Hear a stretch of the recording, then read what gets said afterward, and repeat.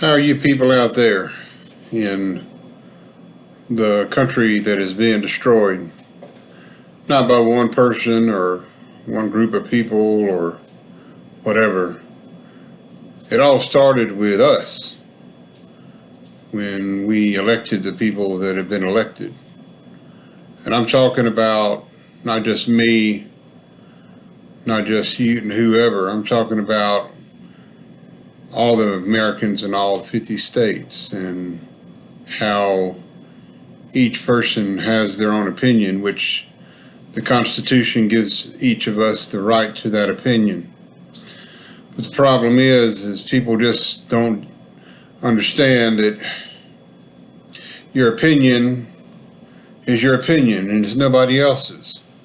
And no one else should have the ability or right to take that opinion away from you. So my thought here is we've allowed the rhetoric and the talk and the abuse, the abusive language and the evil language and the hate, just the vitriol speech toward anybody that does not agree with us.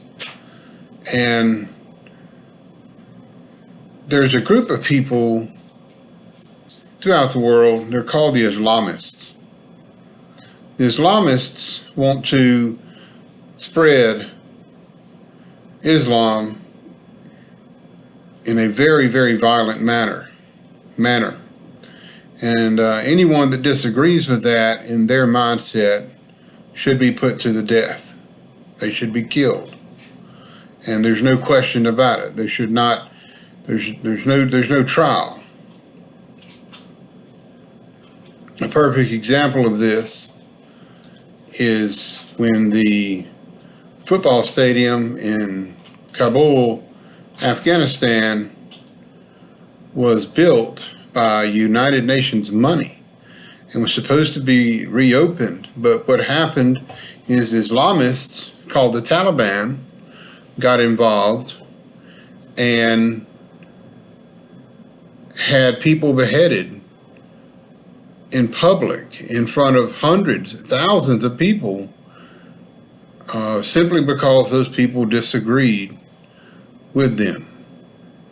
Now I segue to this. Here in America, people disagree with each other. There are people that disagree with each other that are much more vocal about them being disagreed with. So when you go across somebody and you voice your opinion and it's different from theirs, they're going to rip you apart on Twitter.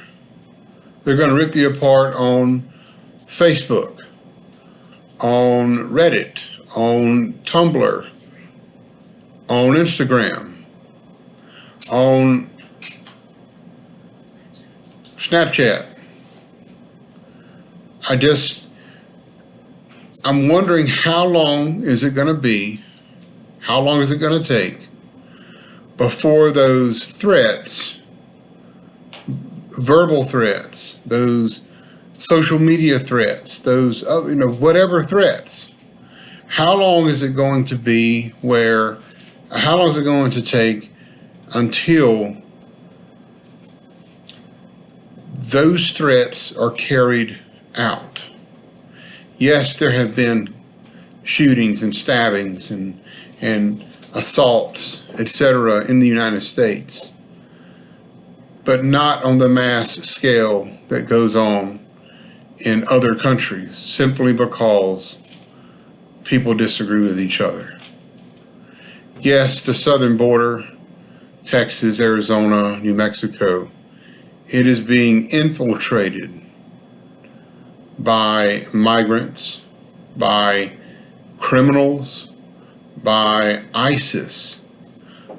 How do we know that ISIS-trained fighters are not here in the United States?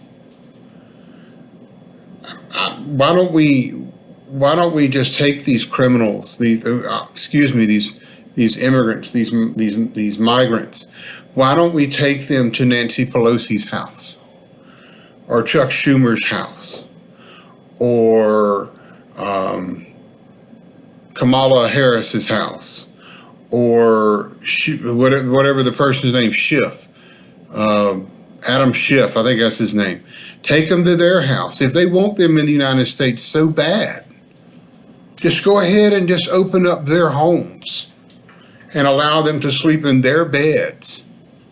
If they're so worried about families being torn apart, keep them together in Nancy Pelosi's house or Steny Hoyer's house. Why do I have to, as an American citizen who pays taxes and rarely gets any taxes back, why do I have to support these people? I don't want them here. Why do I have to do that? Why doesn't it come out of Nancy Pelosi's pocket? And on another note, during this shutdown, how is it legal that Congress people get paid? How is it that these, as they say, 800,000 federal workers, how is it they don't get paid? Congress should not get paid. If federal workers do not get paid, last time I checked, Congress was a federal employer. Why is Trump still getting paid? Why is Pence still getting paid? This is an abomination to the United States. It's an abomination to U.S. history. This whole deal that our great president, Donald J. Trump, who is the master of the art of the deal, he said he would never caved today to end the partial government shutdown, and gave Franken Schumer and Fancy Nancy, gave them exactly what they want. This is bullcrap. Our country's going to hell in a handbasket, and we're just sitting around watching it. What's it going to take? What is it going to take? It's going to take when we, as an American citizen, say, no, Congress, get your butt back to work. And if there is a shutdown, you don't get paid.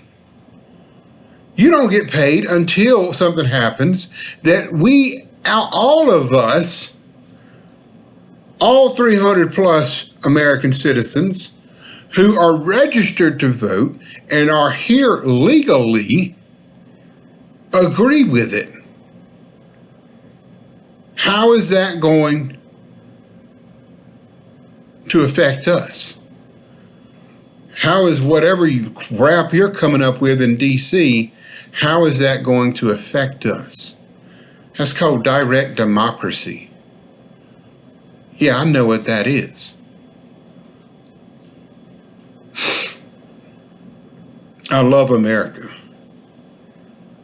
I love America. I love living here. I love the freedoms that our Constitution gives to us. I love the fact that I can get in my car and drive, and with the knowledge that there are police officers, highway patrol, deputy sheriffs that are out there whose job is to protect me in the case that I get in trouble. You know, who pays their salaries? I do, with my taxes, and I gladly do. I have no problem doing that. I love the cops that I meet.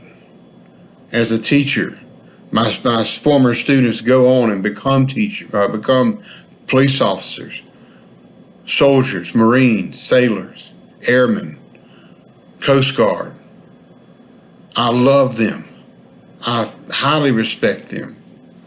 I will gladly pay what I need to pay their salaries. But for the idiots up in D.C., where I have no idea what the crap they do. I don't want to pay their salary. And since they should, then they decide we're going to shut down the government, they should not get paid. Period.